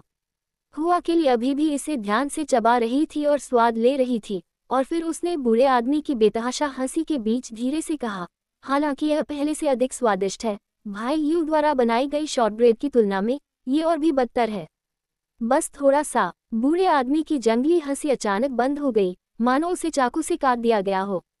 वे छोटी छोटी आंखें अचानक घंटियों की तरह खुल गईं। तुमने क्या कहा? मेरा 6 मुस्कुराहटों वाला उल्टा अमर केक। थोड़ा सा। उसने अपनी आंखें चौड़ी की और प्रत्येक वाक्य की पुष्टि की, मानो ये शब्द किसी बहुत बड़ी वर्जना को छू रहे हों, जिसे वह कभी छूने नहीं देगा। हाँ, हुआ कैली ने बिना किसी हिचकिचाहट के सिर हिला दिया। उसकी खूबसूरत आंखें किसी दर्पण की झील की तरह साफ, मासूम और निश्चल थीं। चाहे उसके शब्द हों या उसके हाव भाव, सब कुछ बेहद स्वाभाविक और स्वाभाविक था। उस समय युनचे को बूढ़े आदमी की छाती में कुछ टूटने की आवाज सुनाई दी। फिर वह उछल पड़ा और चिल्लाया, असंभव! ये ल्यूक्सियाओ फेशियासु मेरी 1000 सालों की मेहनत का नतीजा है। इस दुर्लभ परी खजाने को बनाने में हजारों बार मिश्रण लगा है। मैं भी इसे खाने के बाद खुद को चूमने के लिए बेताब हूँ। ये यून गेगे क्या बला है? इतने बदकिस्मत नाम के साथ, क्या वो मेरे जैसा खजाना बनाने के लायक है? तुम्हारी तरह नहीं। हुआ कैली ने उसे तुरंत सुधारा। यह अंकल ल्यूक्सियाओ के बनाए हुए से वाकई बेहतर है, और सिर्फ पेस्ट्री की बात नहीं है। भाई यू के हाथ की कई चीजें अंकल ल्यूक्सियाओ के बनाए हुए से कहीं ज्यादा स्वादिष्ट होती हैं। यू ने फिर से किसी चीज के टूटने की आवाज सुनी। टुकड़ों में टूटने की। अध्याय 2120 खाना पकाने का देवता। बूढ़ा आदमी मुस्कुराया और फिर उछल पड़ा, छोटी बच्ची, हमने कुछ सालों से एक दूसरे को नहीं देखा है, फिर तुम झूठ बोलना कैसे सीख गई? मैं 10 लाख से भी ज्यादा सालों से खाना पकाने में समर्पित हूँ। आह, छोटी बच्ची, क्या तुम जानती हो कि 10 लाख साल का क्या मतलब होता है? तुम्हारे ईश्वर के राज्य में वे तथाकथित पाककला के उस्ताद मेरे सामने प्रवेश के भी योग्य नहीं हैं। इस दुनिया में मुझसे ज्यादा समय तक जीने वाले ज्यादा लोग नहीं हैं, और खाना पकाने की कला में मुझसे आगे निकल पाना किसी के लिए भी नामुमकिन है। ऐसा कोई नहीं है जो मेरी एड़ी भी छू सके। जब वह उछला तो उसकी दाढ़ी भी लगभग खड़ी हो गई। ऐसी प्रतिक्रिया उल्टे तराजू को छूने जैसी थी। नचे विचारशील था, लेकिन हुआ कैली का सिखाया जाना का कोई इरादा नहीं था, और उसने मासूमियत और स्पष्टवादिता से कहा, मैं अंकल लियू शियाओ का बहुत सम्मान करता हूँ और उन्हें बहुत पसंद करता हूँ। मैं उनसे झूठ कैसे बोल सकता हूँ? भाई यू के हाथ का खाना अंकल लियू दाओ के खाने से बेहतर होता है। उद्धरण चिन्ह। ऐसा कहने के बाद उसने बूढ़े आदमी के फिर से गुस्सा होने का इंतजार नहीं किया, और एक हल्की चमक के साथ युनचे के पास खड़ी हो गई, उसके इतने करीब कि उसका शरीर लगभग छू रहा था। ठीक है, भाई युन। उद्धरण चिन्ह। बूढ़े ने युनचे की तरफ ऐसे देखा, मानो उसे अभी अभी अपने अस्तित्व का एहसास हुआ हो। लेकिन एक नज़र में ही उसके सारे बाल जो अभी अभी खड़े हुए थे, गिर गए, और फिर वह जोर से हंसा। आप इस बच्चे के बारे में बात कर रहे हैं? हाँ हाँ हाँ, ये छोटा लड़का मेरे नाखूनों के बीच की धूल जितना भी बूढ़ा नहीं है, और वही कहने की हिम्मत करता है कि वह खाना बनाने में मुझसे बेहतर है। छोटी बच्ची, तुम्हारी साधना में बहुत सुधार हुआ है। तुम्हारा दिमाग अचानक इतना तेज क्यों नहीं रहा? अगर वह मेरे लियू शियाओ फेशियनसू से भी बेहतर व्यंजन बना सके, तो मैं भविष्य में अपना नाम लियू शियाओ लिखूंगा। अंकल लियू शियाओ फिर से धोखा दे रहे हैं। हुआ कैली ने अपनी भौहें और आंखें टेढ़ी करते हुए कहा, लियू शियाओ तो उल्टा सीधा लिखा होने पर भी लियू शियाओ ही है। चूंकि अंकल लियू शियाओ इतने नासमझ हैं, तो क्या तुम मुझसे एक और शर्त लगाने की हिम्मत करोगे? एक और शर्त? बूढ़े आदमी की आंखें स्पष्ट रूप से चौड़ी हो गईं। इस बार शर्त अंकल ल्यूक्सियाओ के बेहतरीन खाना पकाने के हुनर पर है। हुआ कैली ने मुस्कुराते हुए कहा, चलो शर्त लगाते हैं कि क्या भाई यू ल्यूक्सियाओ फिक्सियानसू से ज्यादा स्वादिष्ट कुछ बना सकते हैं। बेशक, अगर अंकल ल्यूक्सियाओ की हिम्मत नहीं है, तो भूल जाए। इतना छोटा जूनियर अंकल ल्यूक्सियाओ को शर्मिंदा करने की हिम्मत कैसे कर सकता है? हे। बूढ़ा आदमी अजीब तरह से मुस्कुराया और हंसा, जिससे उसके पीले दांत मुंह में दिखाई दिए। मुझे उत्तेजित करने के लिए इसका इस्तेमाल करो। शर्त लगा लो, अगर यह बच्चा मुझे खाना बनाने में हरा देगा तो मैं भविष्य में तुम्हें अंकल कहूंगी। धत, मैं तुम्हें दादी भी कह सकती हूँ। हुआ कैली ने जल्दी से आज्ञाकारी भाव से अपना छोटा सा हाथ हिलाया। ऐसा कैसे हो सकता है? अंकल ल्यूक्सियाओ मेरे सबसे सम्मानित वरिष्ठ हैं, ये गड़बड़ नहीं होनी चाहिए। अगर बस मामले में अंकल ल्यूक्सियाओ वास्तव में हार जाते हैं तो बस मेरी एक छोटी सी विनती मान लीजिए। हे उद्धरण चिन्ह, क्या मैं हार जाऊंगा? वह अजीब तरह से चीखा, पर फिर नहीं हंसा, बल्कि उसने ऊपर नीचे देखा और फिर से युनचे को देखा। वह ये कैसे नहीं जान सकता था कि हुआ कैली की अचानक कार्रवाई निश्चित रूप से उद्देश्यहीन नहीं थी, लेकिन ये कहना कि यह युवा लड़का खाना पकाने में उनसे आगे निकल सकता है। वह तो यह विश्वास करना चाहता था कि यह लड़का साधना के मामले में उसे, एक पुजारी को, सिर्फ एक उंगली से कुचलकर मार सकता है। लड़के बूढ़े ने युनचे का नाम और मूल नहीं पूछा और तिरछी नज़र से कहा, जब मैं तुम्हारी उम्र का था तो मुझे मिट्टी से खेलना भी नहीं आता था। अगर हम सचमुच खाना पकाने में प्रतिस्पर्धा करना चाहते हैं तो मैं तुम्हें धमका रहा हूँ। ऐसे उसने पीछे की ओर इशारा करते हुए कहा, मेरे पास यहाँ और कुछ नहीं है, बस दुनिया की हर तरह की दुर्लभ सामग्री है। अगर तुम यहाँ की चीज़ों से कोई भी स्वादिष्ट व्यंजन बना सको जो मुझे दिख रहा है, तो चाहे ये छोटी बच्ची ही क्यों न जीत जाए। इसके मुस्कुराते चेहरे को देखो, कौन जाने इसके मन में क्या क्या बुरी बातें चल रही हों। बूढ़े की बातें भले ही सहज और अश्लील थीं, लेकिन हुआ कैली के प्रति उसके लाड़ प्यार और स्नेह को दर्शाती थीं। वह जानता था कि हुआ कैली उससे कोई मांगने का बहाना ढूंढ रही होगी, इसलिए उसने उसे सीधे यह मौका दे दिया। आखिरकार ये निर्णय तो उनका ही था कि यह उनकी आंखों को अच्छा लगेगा या नहीं। युनचे ने सिर झुकाया, लेकिन कोई जवाब नहीं दिया। उसने इधर उधर देखा और अचानक अपना हाथ आगे बढ़ाया। 1 दर्जन हल्के बवंडर उड़कर सीधे सामग्री के बिखरे ढेर पर जा गिरे। कुछ ही सांसों में विभिन्न रंगों और आकृतियों की 37 प्रकार की सामग्रियां युनचे के सामने रख दी गईं। वरिष्ठ, आपने अभी जो 6 माइल्स फ्लाइंग इमॉर्टल केक बनाया है, उसमें इन 37 प्रकार की सामग्रियों का इस्तेमाल होना चाहिए था। मुझे आश्चर्य है कि क्या मेरा फैसला गलत है। धूसर वस्त्र पहने बूढ़े आदमी, शुद्ध भूमि के 4 पुजारियों में से एक, 6 मुस्कानों वाले पुजारी ने तुरंत कोई जवाब नहीं दिया। उसकी बूढ़ी आंखें बड़ी होती जा रही थीं, मानो उसने दिन के उजाले में कोई भूत देख लिया हो। हुआ कैली के होंठ भी थोड़े से खुल गए और उसकी खूबसूरत आंखें गहरे आश्चर्य से कांप उठीं। 6 माइल्स पुजारी की अतिरंजित प्रतिक्रिया को देखकर ये स्पष्ट था कि युनचे का निर्णय सही था। 37 प्रकार की सामग्रियां बिल्कुल भी गलत नहीं थीं। वह बस इतना जानती थी कि जब तक युनचे इसे बनाता है, इसका स्वाद किसी परी जैसा होता है, यहाँ तक कि 6 माइल्स प्रीस्ट से भी बेहतर। लेकिन उसने कभी नहीं सोचा था कि वह इतना अद्भुत हो सकता है। 6 मुस्कान वाले पुजारी ने अचानक अपना सिर घुमाया और चिल्लाया, युआन यंग, अंदर आओ। युआन यंग दिव्य सेवक, जिसने अभी अभी अपने शरीर पर लगे धुएं और धूल को साफ किया था, फुसफुसाहट की आवाज आई, गुरु, आपने मुझे बुलाया। क्या आपने इस बच्चे को 6 माइल्स फैक्सियन पेस्ट्री की रेसिपी बताई? आह, युआन यंग मासूमियत से बोली, मास्टर, ये तो नाइंसाफी है। युआन यंग में चाहे आसमान छूने की हिम्मत क्यों न हो, वह आपकी रेसिपी बताने की हिम्मत नहीं कर सकता। ओह, ये तो ठीक नहीं है। आपकी 6 माइल्स फैक्सियन पेस्ट्री अभी अभी बनी है और नाम भी अभी अभी दिया गया है, तो रेसिपी कहाँ है? 11 उद्धरण ... चले जाओ। ठीक है। युआन यंग की फुसफुसाहट फिर से चमक उठी। पुजारी 6 माइल्स ने युनचे को घूर कर देखा और कभी कभी 37 प्रकार की सामग्रियों पर नजर डालते हुए अपने मुंह में बुदबुदाया, आपके पास कुछ कौशल है। कोई आश्चर्य नहीं कि यह छोटी लड़की इतनी अच्छी होने की हिम्मत करती है। न ने तुरंत विनम्रता से कहा, सीनियर हास्यास्पद है, ये जूनियर गंध के प्रति बेहद संवेदनशील है और सौभाग्य से इसे पहचान गया। फिर जूनियर भी उसी सामग्री के साथ सीनियर के 6 माइल्स फ्लाइंग फेरी केक को आजमाएगा। अपनी बात खत्म करने के बाद वह एक कदम पीछे हटे और हवा का झोंका आया। 37 तरह की सामग्रियां एक एक करके उनके हाथों से गुजरी और एक एक करके पीसी, तपी और शुद्ध की गईं। जब शुसी ने नचे को खाना बनाना सिखाया तो उसने एक बार उसकी श्रेष्ठता के लिए उसकी इस तरह प्रशंसा की, जो दुनिया में अद्वितीय थी और किसी के द्वारा बेजोड़ थी।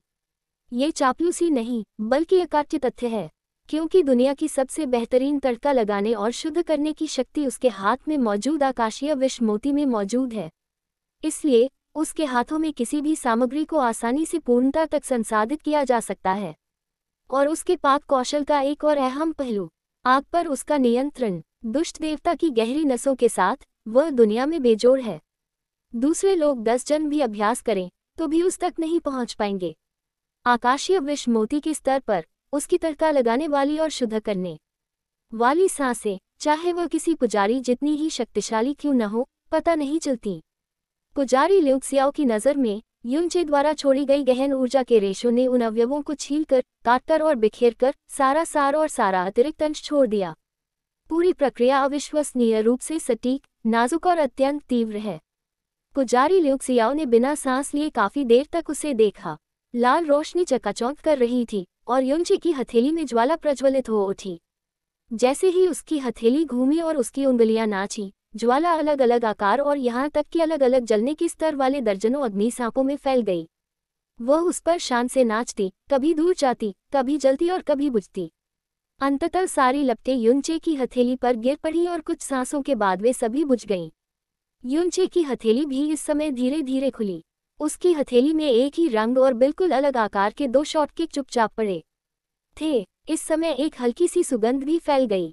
सुगंध ने पुजारी ल्यू क्सियाओ की नाक को छुआ, जिससे उनके गले से एक बेहोशी सी गुरगुर जैसी आवाज निकली। ये हो चुका है। युनचे ने अपना हाथ उठाया और फिर उनमें से एक हुआ कैली को दिया। कैली, तुम पहले इसे आजमा कर देखो। पुजारी ल्यू क्सियाओ की गंदी गंदगी की तुलना में युनचे ने चित्रित शीशे को जो दिया था वह विशेष रूप से नाजुक था। इसका आकार चांद को पकड़े हुए एक लड़की जैसा था और चांद बादलों में आधा छिपा हुआ था। इसकी कलात्मक अवधारणा आकर्षक थी। स्वप्नलोक, वाह, ये कितना सुंदर है। हुआ कैली ने इसे अपने हाथों में लिया। उसकी खूबसूरत आंखें चमक रही थीं और उसकी हरकतें बेहद सावधानी से हो रही थीं। मैं इन खूबसूरत चीजों को खाने के लिए तैयार नहीं हूँ। युनचे मुस्कुराए और बोले, भोजन अच्छे रंग, स्वाद और रुचि का होना चाहिए। क्योंकि इसका आकार और रंग स्वादिष्ट भोजन का आनंद लेते समय किसी व्यक्ति की मनस्थिति में बहुत हस्तक्षेप कर सकते हैं, इसलिए इसे थोड़ा अधिक फैंसी बनाया जाता है।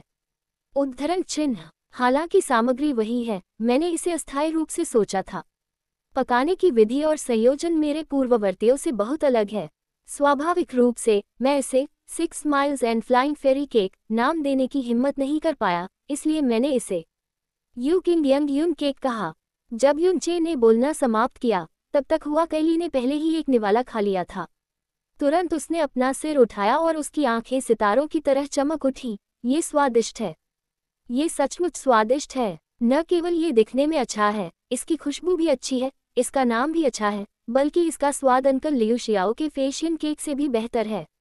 बहुत ज्यादा और थोड़ा सा। पुजारी ल्यू क्सियाओ की आंखें जो स्पष्ट रूप से बाहर निकली हुई थीं, इस समय पीछे हटती हुई प्रतीत हो रही थी। एक ऐसे व्यक्ति के रूप में जो 10 लाख से अधिक वर्षों से पाककला की कला में डूबा हुआ है, वह रंगीन कांच पर पेंटिंग करने से कहीं बेहतर ढंग से समझता है कि युनचे की संचालन श्रृंखला कितनी अद्भुत है।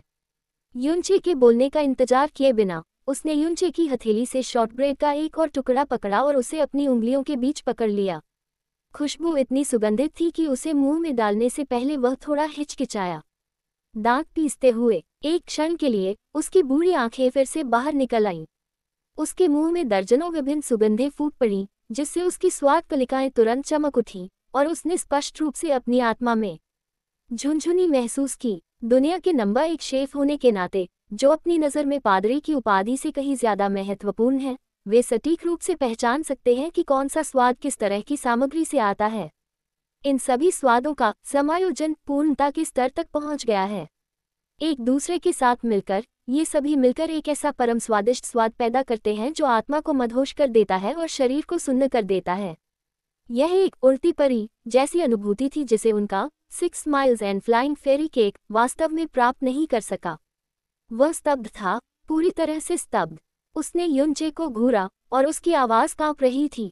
ये क्या सचमुच तुम्हारे बच्चे ने अचानक ऐसा किया था? इस उत्तम 6 मुस्कुराहटों और उड़ते अमर केक को बनाने के लिए उन्होंने हजारों वर्षों की कड़ी मेहनत और हजारों प्रयास किए।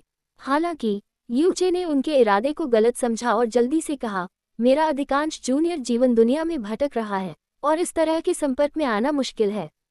और इतने सारे दुर्लभ खजाने, इसलिए मैं केवल अनिच्छा से कोशिश कर सकता हूँ। मुझे लगता है कि वरिष्ठों के लिए यह बेहतर है। यह मज़ेदार है। देखो, हंसी। पुजारी 6 स्माइल्स वास्तव में हंसना चाहता था। यह इस बच्चे के लिए पहली बार था कि वह इतने कम समय में कोई काम कर रहा था, लेकिन उसने जो शॉर्टब्रेड बनाई थी, उसने उसकी हजारों वर्षों की कड़ी मेहनत, या यहाँ तक कि लाखों वर्षों की ताओवाद को भी कुचल दिया था। वह हंसते हंसते लोटपोट हो गया। इससे पहले कि पुजारी ल्यूक्सियाओ कुछ कह पाते, हुआ कैली ने मीठी आवाज में कहा, भाई यूं, अगर आप चाचा ल्यूक्सियाओ के लिए 4 रंगों वाला बादल का सूप बनाते हैं, तो वह निश्चित रूप से चौंक जाएंगे। अच्छा, चे। यूनचे मुस्कुराया, अपना हाथ बढ़ाया, और 4 काले पत्ते उसके हाथ में उड़ाए। पुजारी 6 स्माइल्स ने करीब से देखा, तो पता चला कि वह 4 कड़वे पत्ते थे जो रसातल में हर जगह दिखाई दे रहे थे। शुद्ध भूमि और परमेश्वर के राज्य के बाहर की भूमि पर निश्चित रूप से हरे पेड़ और फूल नहीं उगेंगे। जो वनस्पतियां जीवित रह सकती हैं, उन्हें कुछ हद तक युआन चेन का प्रतिरोध करने में सक्षम होना चाहिए, और स्वाभाविक रूप से उनमें अत्यंत प्रबल जीवन शक्ति होती है। उनमें से अधिकांश का स्वाद बेहद कड़वा होता है और उन्हें मसाले के रूप में इस्तेमाल किया जाता है, जिससे उन्हें खाना लगभग असंभव हो जाता है।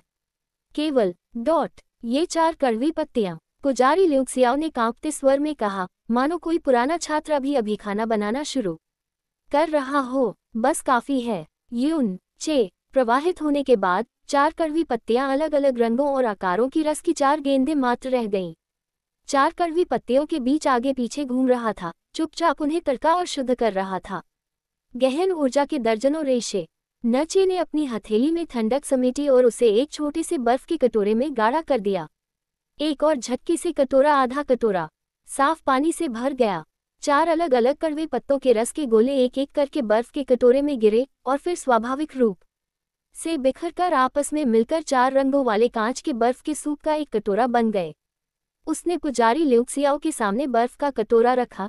4 रंगों वाला बादल का सूप तैयार है। वरिष्ठ ल्यूक्सियाओ, कृपया इसे चखें।